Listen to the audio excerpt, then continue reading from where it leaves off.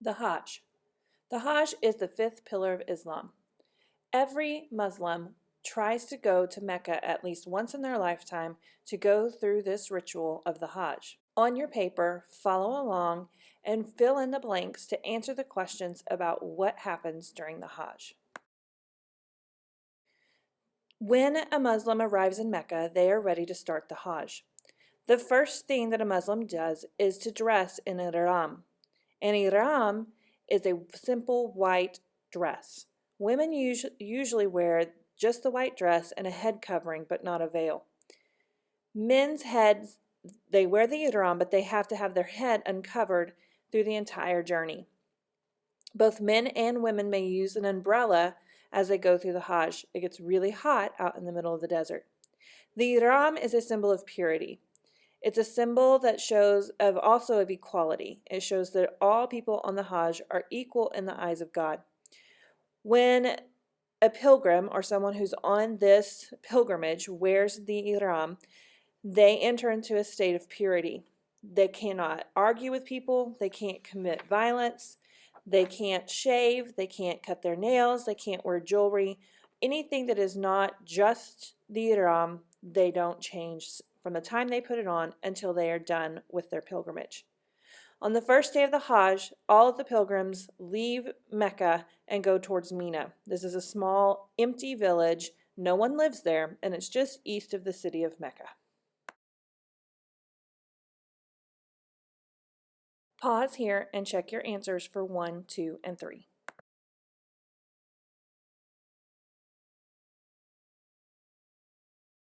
Step 2 of the Hajj begins in Mina. In Mina, the pilgrims come from Mecca and they meditate. They meditate on this day just as the Prophet did, Muhammad, when he started his pilgrimage to get his message from Allah.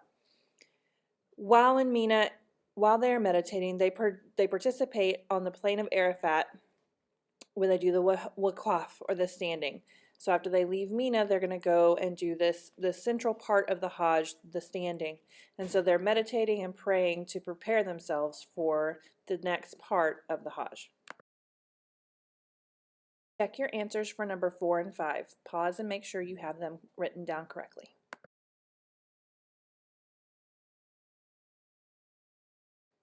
Step 3 of the Hajj is the standing.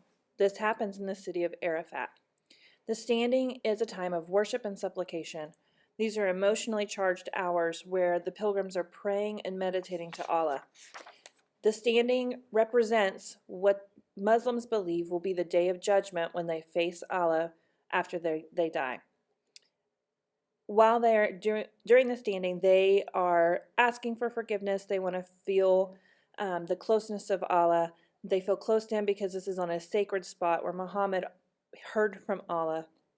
And this is one of the biggest, best moments of their religious life, as they feel close. They feel the closeness and the mercifulness of Allah in Arafat during the standing. As you can see in some of these pictures, there are thousands of people that attend the Hajj and go through these central teachings.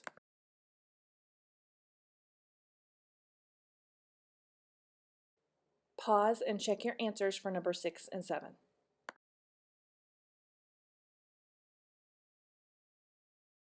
Step 4 is prayer at Muzdalifah.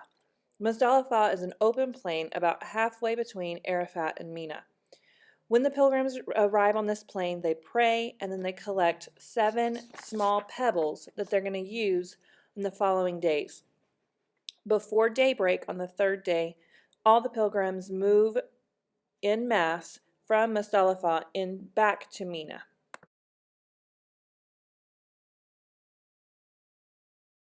Pause and check your answers for number 8.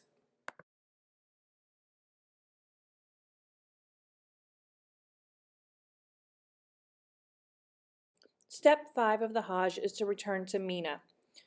While at Mina, there are several pillars that are built around the town. At these pillars, the pilgrims practice a tradition of something that even the prophet Abraham did. They throw 7 pebbles at each pillar to remind them of the story of Satan's first attempt to persuade Abraham to give up on God when God commanded Abraham to sacrifice his son Isaac. The throwing of the pebbles is symbolic.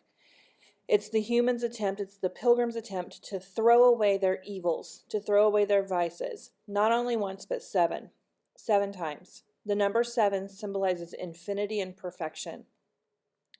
After the pilgrims throw their stones towards these pebbles, most of them will sacrifice a goat or a sheep. They cook this meat and give the meat to the poor. Sometimes they keep a small portion for themselves to feed themselves during this journey. At this point, the pilgrims have finished the major part of the Hajj. They are now allowed to take off their ihram, put on their daily clothes, and Muslims around the world feast at the end of this. They feel very unified. There's a happiness that goes through all of them because they have completed the Hajj. There's a huge festival of sacrifice, and that the meat from these sacrifices is used to celebrate.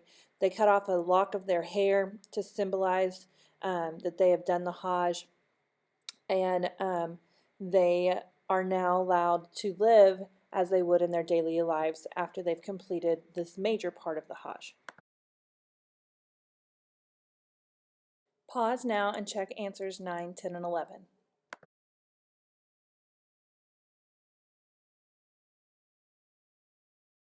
The 6th part of the Hajj has the pilgrims go from Mina back to Mecca.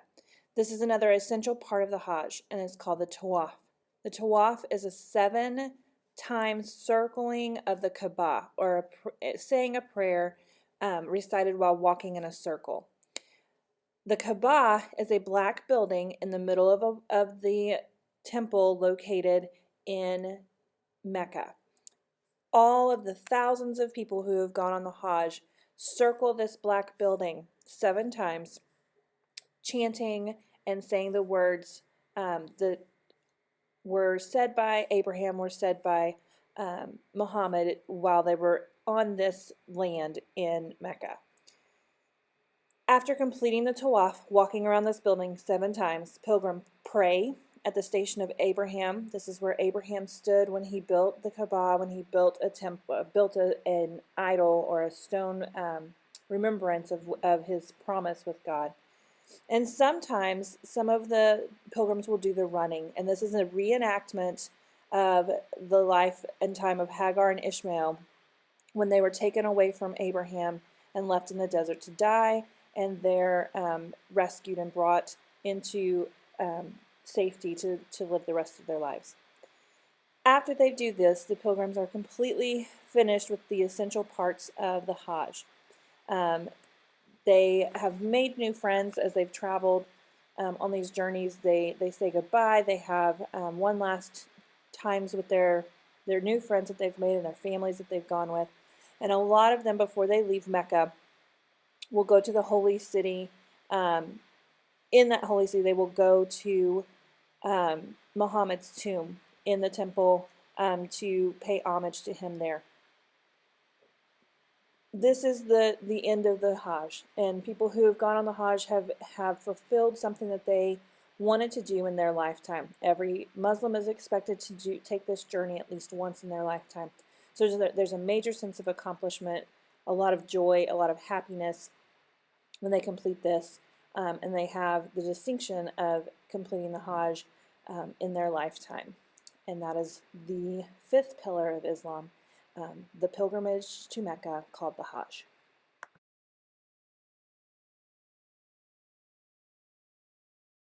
Make sure that you have these final 2 answers on your answer document.